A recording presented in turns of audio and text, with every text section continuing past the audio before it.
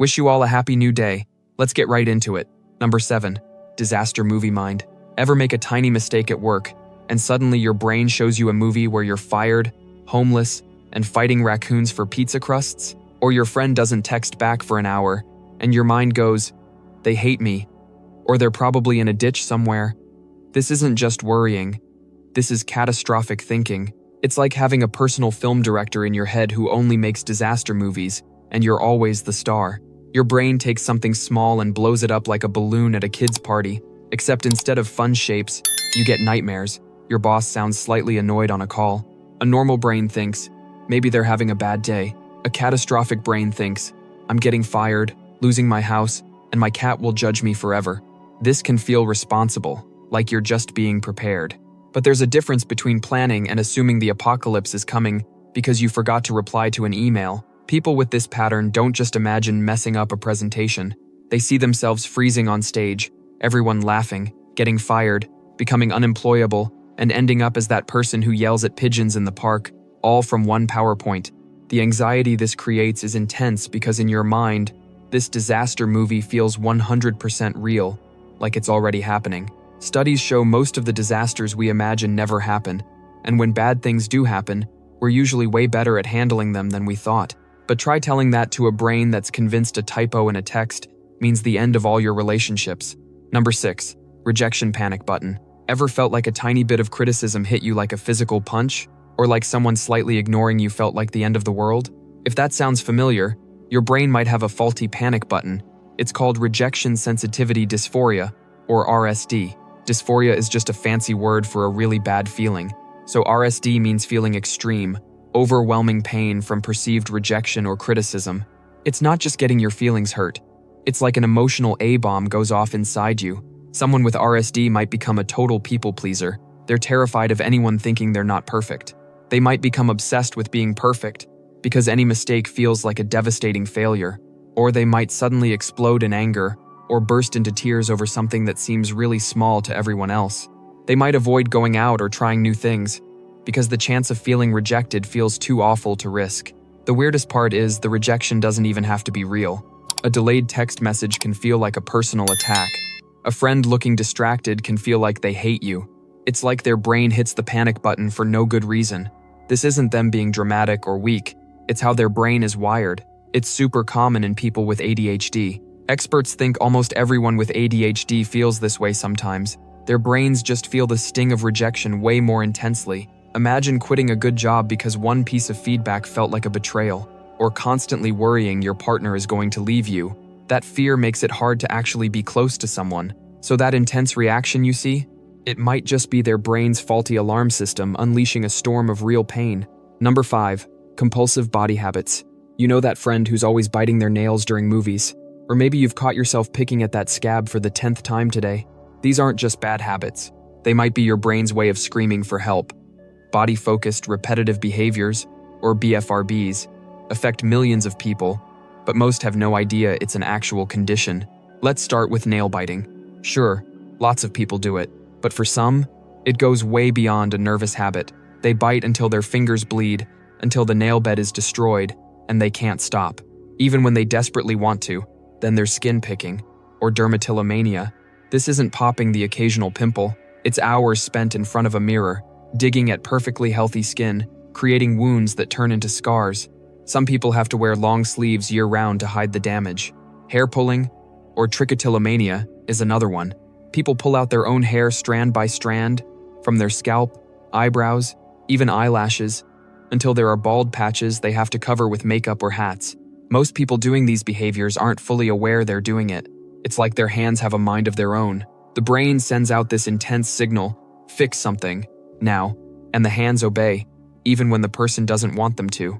During the act, there's often a strange sense of satisfaction, like scratching an itch you can't afterwards. Shame, guilt, physical pain, and the cycle starts all over again. These behaviors often get worse during stress or anxiety. It's the brain's twisted way of trying to cope, like it's saying, I feel uncomfortable, so let's create physical discomfort I can control. BFRBs are often linked to anxiety disorders, OCD, or past trauma. The brain gets stuck in a loop it can't break out of. Your brain is just trying to cope in the only way it knows how. The good news is there's help available. But first, you have to recognize it's more than just a bad habit. It's a sign that something deeper needs attention. Number 4, trapped by rituals. Some people have to touch the doorknob exactly 3 times before leaving. Or maybe they arrange their desk items in perfect symmetry every single morning. We all have little quirks, but for some people, these aren't just preferences. They're urgent, screaming demands from their brain that feel impossible to ignore. This is the hidden world of OCD control rituals. This isn't about being neat or organized. It's about feeling like something catastrophic will happen if you don't perform specific actions. The ritual becomes the brain's desperate attempt to shut down that terror. It's like having an invisible electric fence around you. Cross it or break the rules, and your internal alarm system goes haywire. These rituals can look bizarre from the outside. Someone might wash their hands until they're raw and bleeding, not because they're actually dirty, but to wash away a bad thought. Others check locks dozens of times, convinced one mischeck means disaster. Some people spend hours rereading a single page. They're terrified they missed a crucial detail that could have awful consequences. One person might need every item on their nightstand perfectly aligned before they can sleep. Otherwise, a wave of unbearable dread washes over them. These behaviors might seem strange, but for the person doing them, they feel absolutely necessary. The truly maddening part is the relief these rituals provide almost never lasts. The anxiety comes roaring back, often demanding the ritual be performed again, maybe even more elaborately next time. It's a cruel cycle that can eat up hours of someone's day. The brain believes, if I do this, the bad thing won't happen. But it's a trick. The ritual itself becomes the problem. This isn't a choice. It's not just being particular. It's the brain's alarm system misfiring, desperately trying to regain control in a world that suddenly feels terrifyingly unsafe. Number 3, when joy disappears. Ever bite into your absolute favorite food and it tastes like cardboard? Or your best friend tells you they got engaged and instead of excitement, you feel nothing? You might think you're just tired, or maybe you've matured. This emotional flatlining has a name: Anhidonia. It's when activities that used to make you happy just don't anymore. Picture this. Your brain has a joy circuit. When something good happens, this circuit lights up with chemicals like dopamine. You feel that warm, fuzzy feeling. But with anhedonia, that circuit is broken. You go to a party where everyone's laughing. You know you should be having fun, but you feel like you're watching through a window. There are 2 types. Social anhedonia is when hanging out with people feels empty. Your friends invite you out and it feels like a chore. Physical anhedonia is when physical sensations lose their spark. Anhedonia isn't its own illness. It's a core symptom of several mental health conditions, especially major depressive disorder. It can also show up in anxiety disorders and after long periods of stress. So if life's pleasures have packed their bags and left, it's not you being difficult.